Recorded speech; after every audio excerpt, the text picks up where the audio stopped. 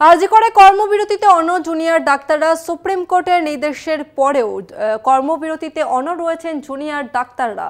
Supreme কোর্টের তরফ থেকে নির্দেশ দেওয়া হয়েছিল, বারবার জুনিয়র ডাক্তারদের তাদেরকে অনুরোধ করা হয়েছিল কাজে যোগ দেওয়ার জন্য। তবে পাশাপাশি জানিয়ে রাখবো, সুপ্রিম কোর্টে স্বস্তি পেলেন না সন্দীপ ঘোষ। সন্দীপ ঘোষের আবেদন খারিজ করে দিল সুপ্রিম কোর্ট।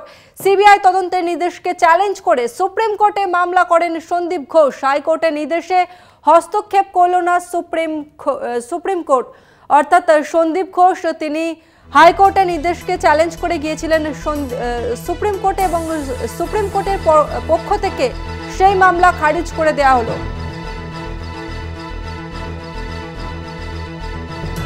আরজি করের প্রাক্তন অধ্যক্ষ সন্দীপ ঘোষ তার গ্রেপ্তারের বিরুদ্ধে হাইকোর্টের নির্দেশকে চ্যালেঞ্জ করে সুপ্রিম কোর্টে গিয়েছিলেন তিনি এবং এরপর সুপ্রিম কোর্টের পক্ষ থেকে খারিজ করে দেওয়া হলো সন্দীপ ঘোষের ওই মামলার রায়। অর্থাৎ হাইকোর্টের মামলায় হস্তক্ষেপ করল না সুপ্রিম কোর্ট।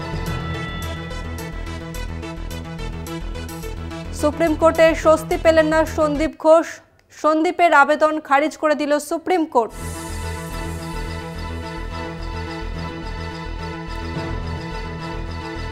সন্দীপ ঘোষের গ্রেপ্তারি রায়কে চ্যালেঞ্জ করে সুপ্রিম কোর্টে গিয়েছিলেন সন্দীপ ঘোষ এবং সন্দীপ ঘোষের স্বস্তি মিলল না। সুপ্রিম কোর্টে খারিজ হয়ে গেল সন্দীপ ঘোষের মামলা।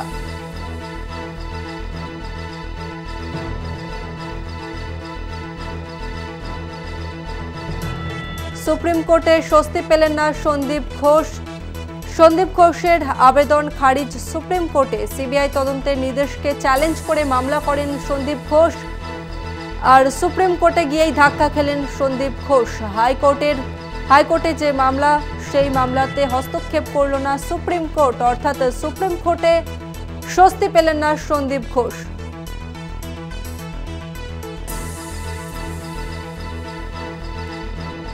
সন্দীপ ঘোষের আবেদন খারিজ সুপ্রিম কোর্টে। অর্থাৎ সুপ্রিম কোর্টে সন্দীপ স্বস্তি মিলল না।